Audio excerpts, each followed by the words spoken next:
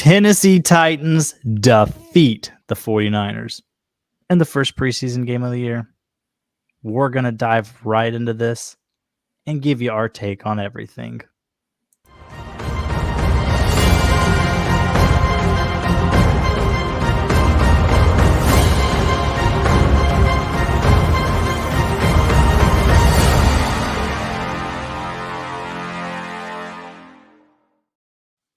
Welcome back to another Titan Bros video. It's good to be back, wouldn't you say? Oh, yeah. We officially have a game to talk about. Granted, it's a game that doesn't matter, but it is a game nonetheless. A game. It gives us something to talk about that's not just practice, that we actually watched with our own eyes. Yes, I completely agree. I also completely agree with Gabriel. Tighten up. So yeah, obviously the score really doesn't matter. It just doesn't. But at the same time, like wins and loses don't matter. But to me, I think it's nice just building something. It's nice to get all these new coaches, this new program, new players, and just a win. Just to start off with a win, even if it literally doesn't actually matter. I feel like morally, it gets not morally. Yeah, morally. Morally. Your morale, speaking. Yes. You watch us with Titan takes, not for English. Yeah, English ain't our strong suit, but yeah. So, go ahead. No, I mean I agree. I always think this that preseason doesn't matter, but a win always feels good, regardless. It makes everyone feel good about ourselves. We did leave a lot of points out there, though. Missed field goals, going for it when we had a field goal in the bag, but we went for it instead and we didn't pick it up. So we left a lot of points out there. But if it was a regular season game, I'd be a little more upset with it. But overall, I think there was more good than bad, but it was far from a perfect game.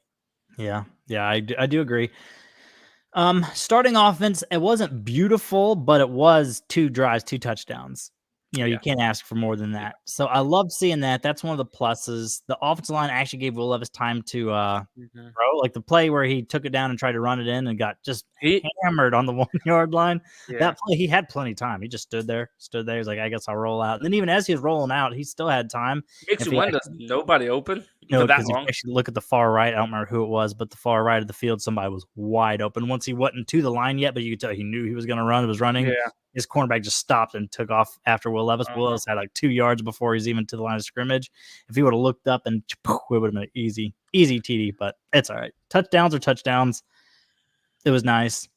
Of course, most of that drive was helped by Kearis Jackson, who I'm kind of, I don't know how I feel about him because his first return was amazing.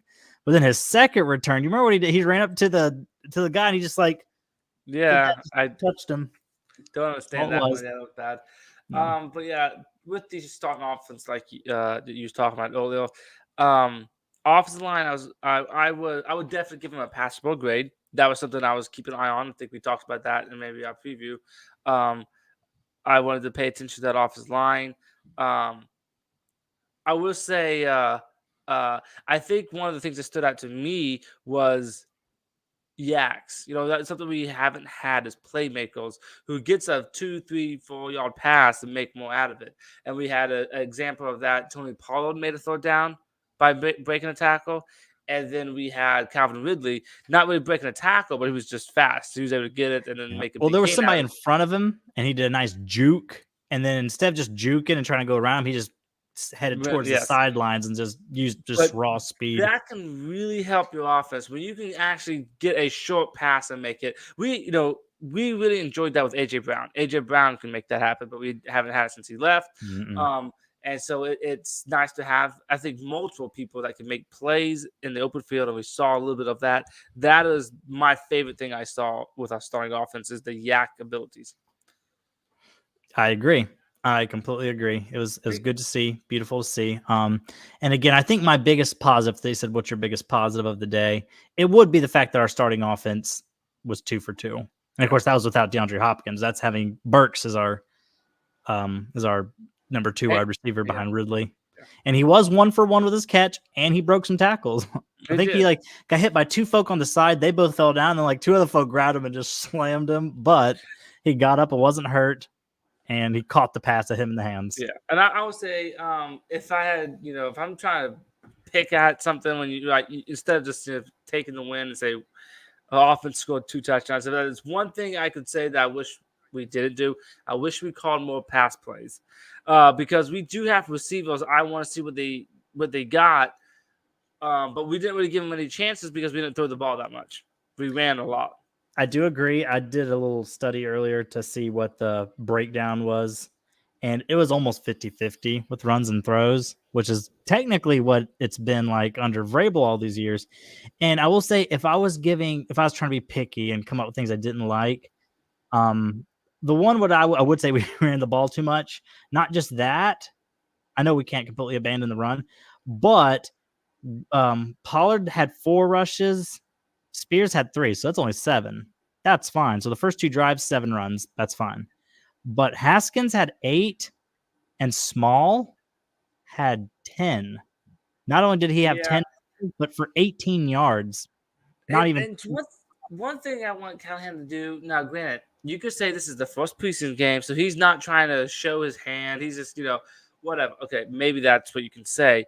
But I thought we ran an obvious run situations. First down, run the ball. You know what I mean? I'm like, let's switch it up. Why not throw the ball on first down, and then maybe you could get a second and short, and then you run the ball.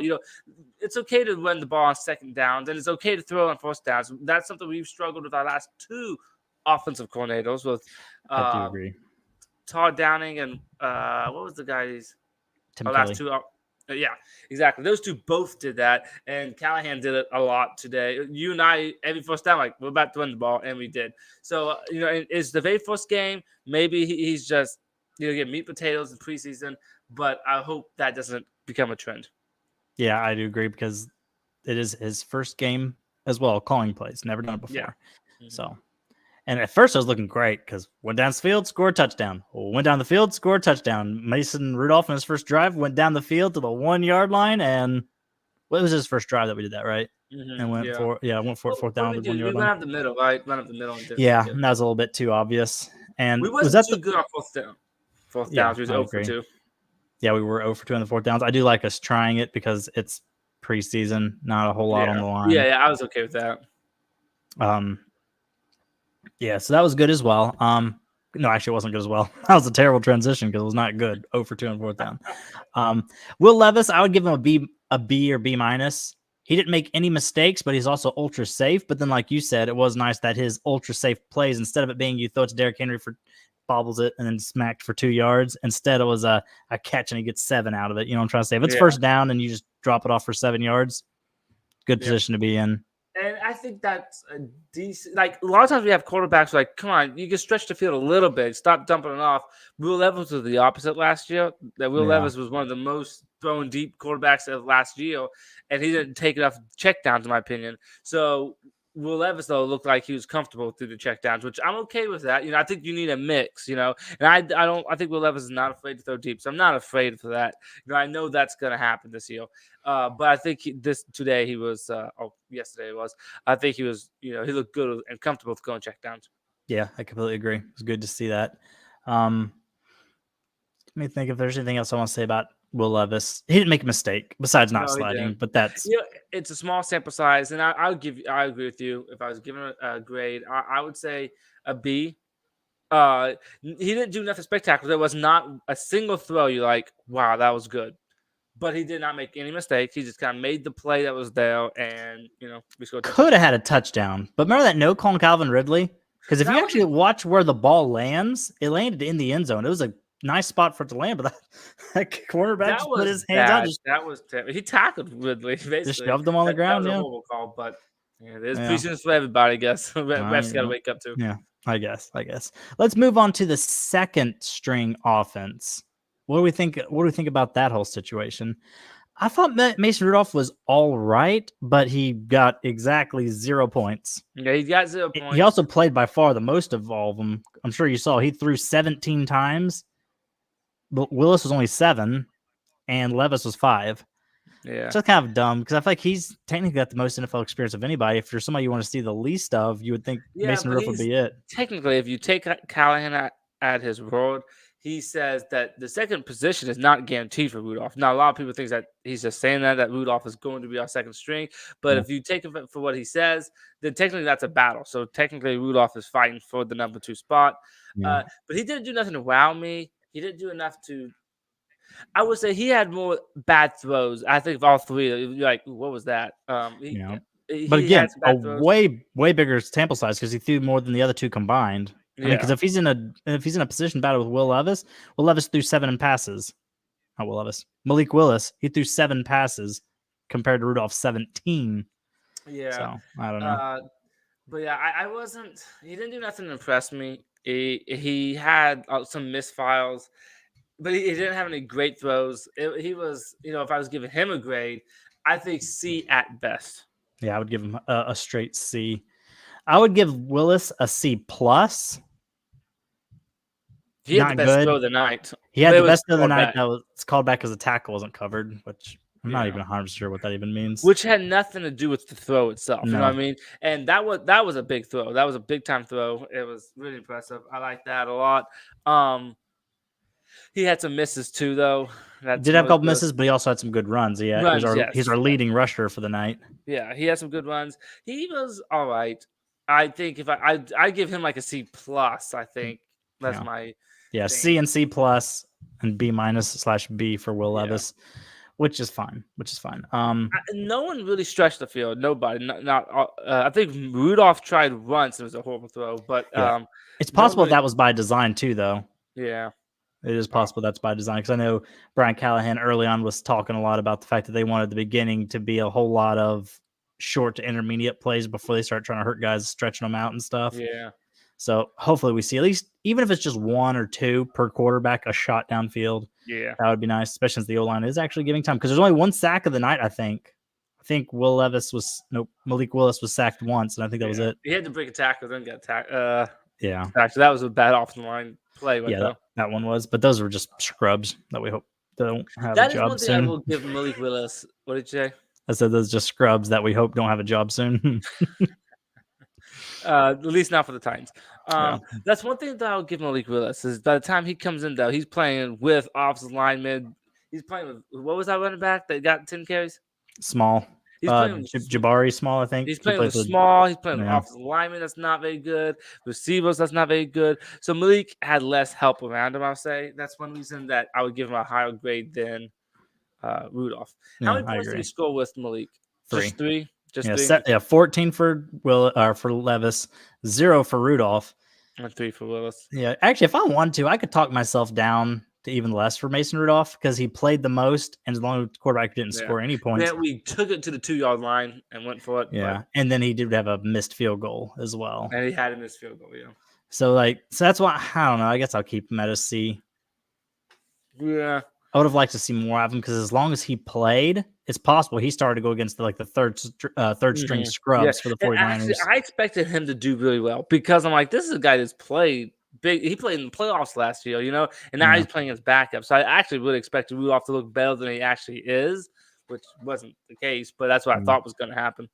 But he also wasn't atrocious. So we've watched a lot of Alex Canny, Matt Castle, Logan Woodside, where I'm like, this is just painful. Nobody was bad, like garbage. No. But as a flip side, though, not especially Willis and Rudolph. None of those two really was outstanding either. You know what I mean? They're both it's all right. Yeah, I agree there. All right. So anything else you want to say about the offense before we move on over to the defense? Talk about them a little bit.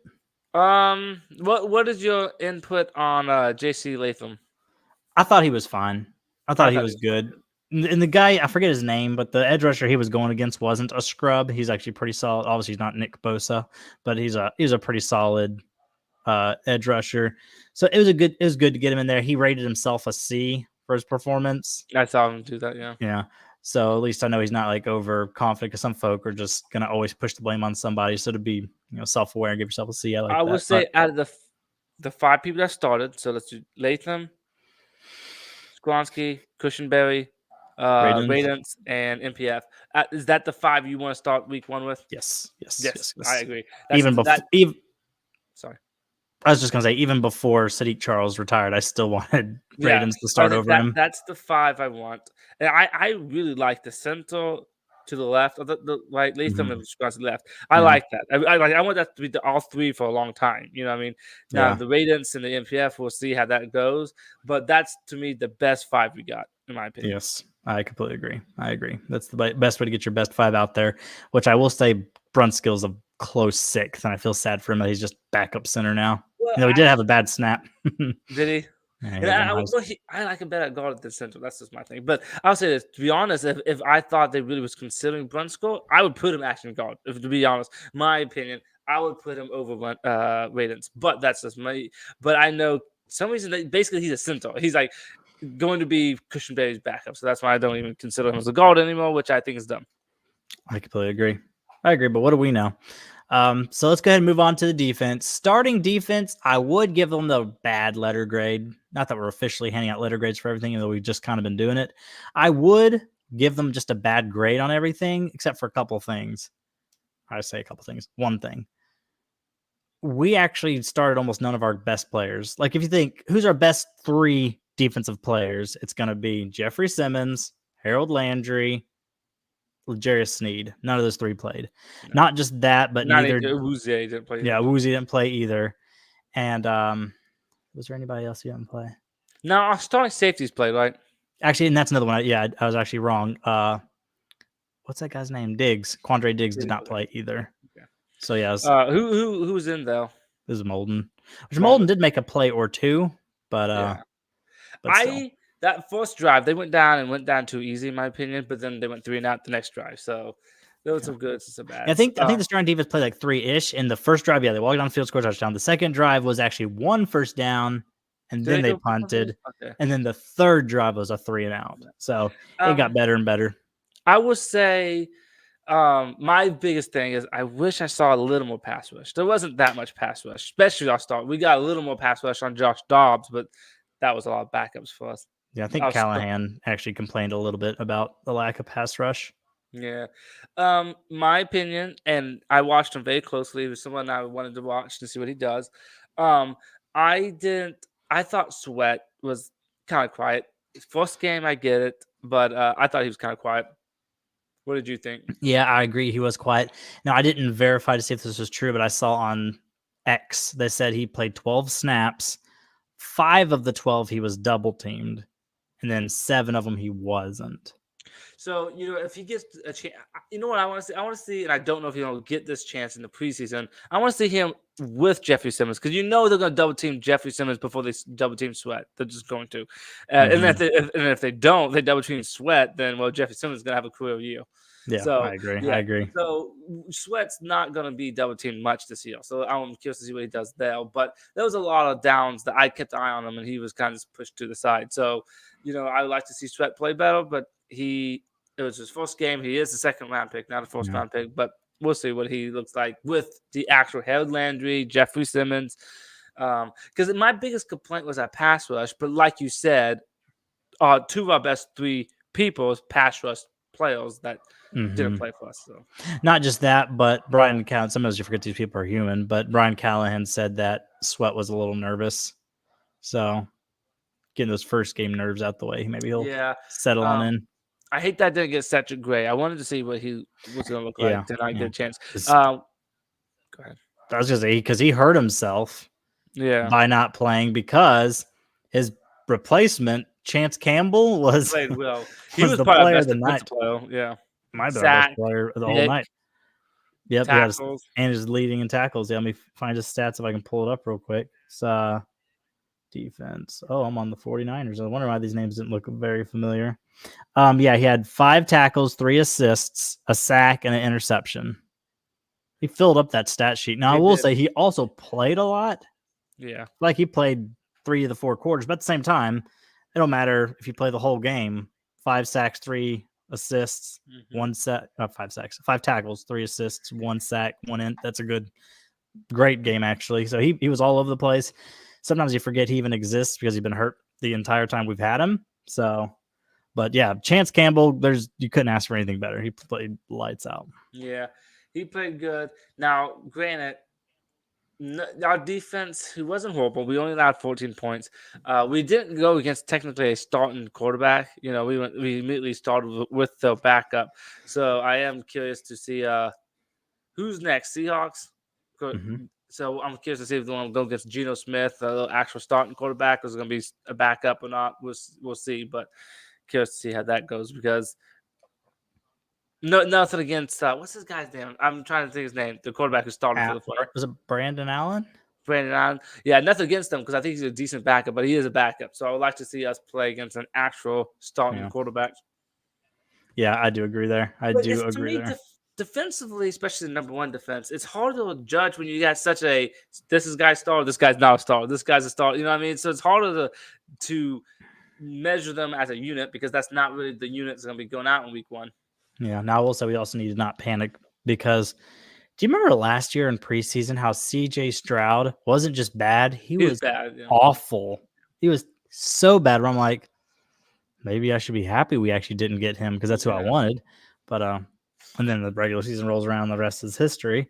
I'm trying to think. Apparently, our linebackers, I just don't like that. But anyways, apparently our linebackers just played good. Period, because Otis Reese was all over the place. Apparently, James Williams played really well as well. Really well as well. It's kind of fun to say. But anyways, James Williams played really well. Obviously, Chance Campbell, like we said earlier. Gibbons and Murray were nothing to report one way or another. But like our linebackers were popping, which again, that hurts Cedric Gray a lot. The fact that he didn't get to play. Yeah, that does hurt. What did you tell me that he has? Shoulder hurt. Shoulder. Is he gonna miss like next week? You think? Hope not. I hope not. For his sake, you better hope not. Yeah. I thought Jarvis Brownlee Jr. was around the football a lot as well. I think he had a pass breakup and some tackles and nothing else. He was always around the ball. Eric Garror was once again always around the ball, and he did that last year in preseason. But then once the regular season actually started and he actually played some, he was kind of a disappointment. His price is puny. That's true. But two, I would say the regular season and preseason, the speed, everything's just so much different. You know what I mean? Mm-hmm. Every preseason you have somebody like, wow, they might be pretty good, and then they end up just kind of when the season starts not being much of anything. Yeah, I do agree there. Trying to think, is there anything else we need to say about the defense?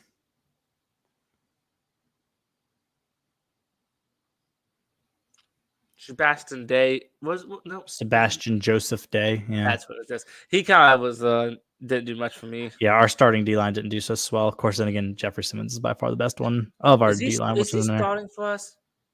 Sebastian Joseph Day. Yeah. It's gonna be him and Sweat and Simmons. So maybe he might do something if he's just singled up every play. Yeah. Now we'll say last thing I'll say about the defense. We were slightly critical of Callahan and the way he did things, but I loved the aggressive nature from what's your defensive coordinator? Denard Wilson. Sheesh, I don't know why it just escaped my mind. Yeah, Denard Wilson. That was very aggressive. Like our people were playing up on them, manning up, even if they got beaten. Not the first. I enjoy seeing that. Yeah, I agree. Yes, go ahead. Yeah, I was honestly paying a lot of attention. I thought I was watching Sweat when I was watching the secondary, the first couple drives. But I do feel like we was loosey-goosey that first drive. But after that, we just stopped pressing on people, stopped blitzing. I like that. I do.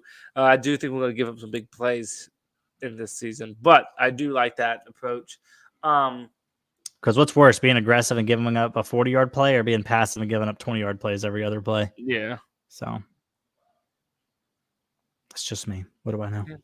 But yeah, so I like Denard Wilson game one. Go ahead. I'm going to say real quick one more thing about offense I meant to say. But, because Will Levis didn't throw that much with his starters and stuff. And by the time I feel like Mason Rudolph came, he was throwing to tight ends that wasn't our starters. But I kind of wanted to see Josh Riley a little bit, but he didn't get a target thrown to at all. He didn't. Josh Riley was a ghost out there. Yeah, I wanted to see what he would do preseason, but it wasn't much of anything. Yeah, I do agree there. We didn't get a whole lot. Of course, then again, it was just one game, and it was just drives from our starters, which I do like the 2 drives from the starters because, we've discussed in depth about Vrabel just not wanting our starters to do anything on offense. And we came out sloppy every week one. You'd think he'd learn. I apologize if it's past your bedtime. All right. Special teams, I'll give it a wash because I thought Jaquan Jackson had a great punt return. Obviously, Kyrus Jackson had a great kick return. But then we also had that one really bad kick return, and then we had a missed field goal. So I'm just kind of like, it was a lot of I agree with that. We had good kick coverage though, so I'd honestly maybe bump it up to like a B plus because we had good kick coverage. They didn't do squat on any of their punts or kickoffs. Yeah, because Colt Anderson, he's also a first year special teams coordinator. Yep, I agree. Yeah, I would say it's a little bit of goods and a little bads though.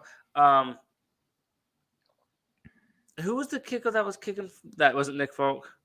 I don't even remember. He's gonna be just off the team. I'm assuming as soon as preseason is over. Might storm on the practice squad. Gotcha. Kicking B, I don't even heard this guy's name. His name is Braden Narveson. No, he hit one at least. Yeah, he was 1 for 1. So good job there because Nick Folk was not. So, yeah, is there anything else that actually needs said? You think? Sorry. Nope. I guess we covered the special teams, offense, and defense. We'll do a preview, I think, at some point of possibly Wednesday. Wednesday we'll put out a little, even if it's short, 10, 15 minutes, we'll put out a preview. Mm-hmm. So Seahawks. Yeah. Saturday. It's fun to have some games to talk about, isn't it? It is, as opposed to just being like, well, what are we going to do this year? Should we sign another guy or not? Yeah. So yeah. So you got anything else you want to say before we get on out of here? Nope, I don't believe so. Okay. So thank you for joining in.